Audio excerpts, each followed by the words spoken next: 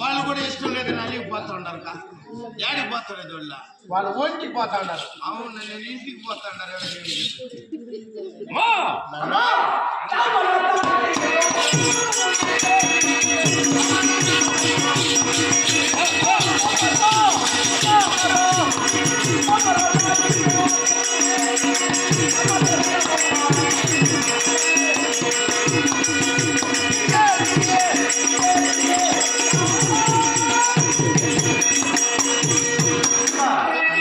నా మాట విను.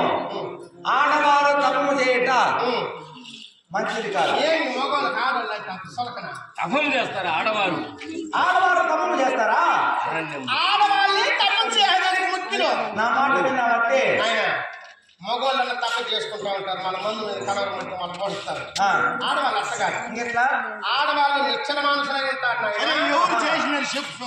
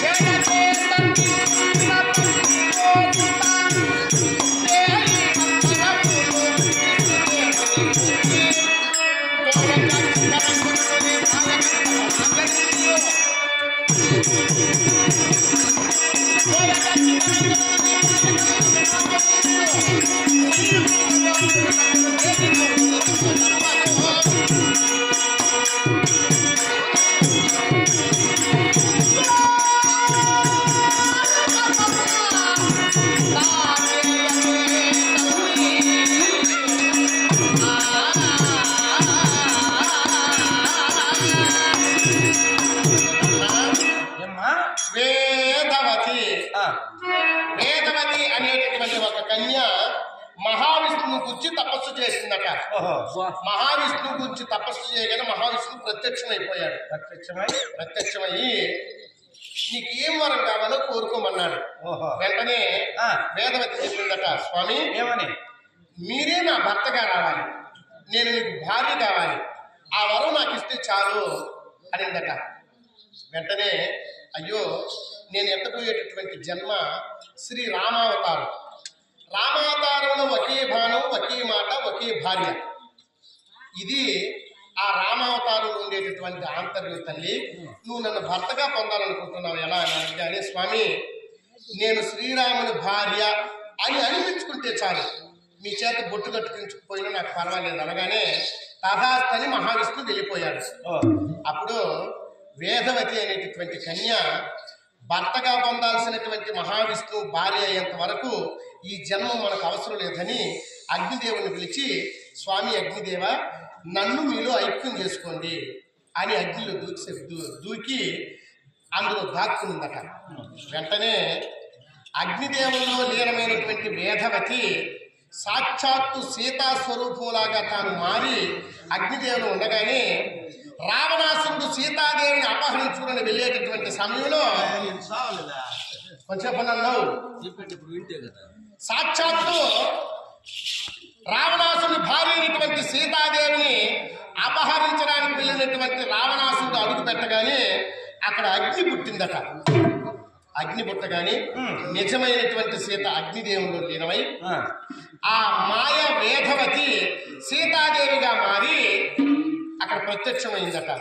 వెంటనే రావణాసుడు తన మాయ చేత అగ్నిని పూర్తి చేసి ఆ మాయా సీతగా ఉండబడినటువంటి వేదవతిని అపహరించుకుని వెళ్ళి లంకలో ఉండి ఆ లంకలో ఉండేటటువంటి వేదవతి సీతగా ఉండి రాముని యొక్క భార్యగా 12 మాసములు గడిపి తదుపరి 12 మాసముల తర్వాత రామచంద్రమూర్తి సీతాదేవిని అగ్ని పరీక్షకై నెపం పెట్టి అగ్ని పరీక్ష గావించగానే ఈ వేదవతి అగ్నిలో వెళ్ళిపోయింది. అగ్నిలో ఉండేటటువంటి పవిత్రమైనటువంటి సీత బయటకు వచ్చి రాముడు పక్కకి. ఇది ఆంతర్యం. ఆ విధంగా నేను వేదవతి లాగానే వెళ్ళి తపస్సు చేసుకుని అర్జునుడు బ్రతికించుకుంటాను. అమ్మా అర్జునుడు ఏంటంటే ఎవరినైనా చనిపోయింది? ఎవరు చెప్పింది? అర్జునుడు చనిపోయాడని శివశర్మ అనే అది పాపం అన్నమాట. ఇంత బతుకుతావా?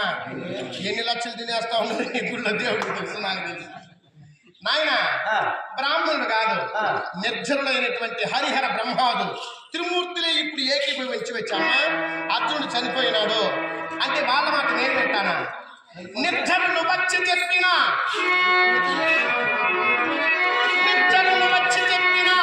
దుఃఖములు కరగిన దుర్యోధనుని వచ్చించి మగనిగా అర్జునుని బలియుతో నేను అవన్నీ కాదా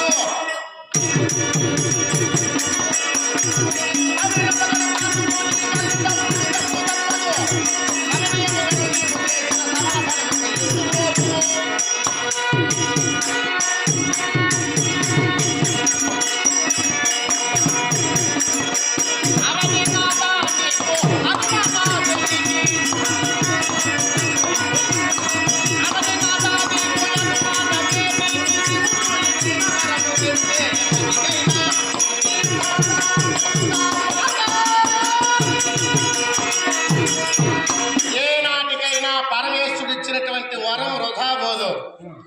అర్జునుడు నాకు అల్లుడు కావాలని నీవు సంకల్పించి చేసినటువంటి పుత్ర కామేష్టి యాగం ఫలితం వృధా కాదు.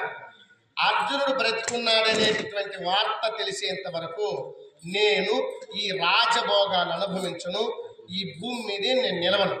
ఇప్పుడే అరణ్యంలోకి వెళ్ళి తపస్సు చేసుకుని నా జన్మ చాలించేస్తాను.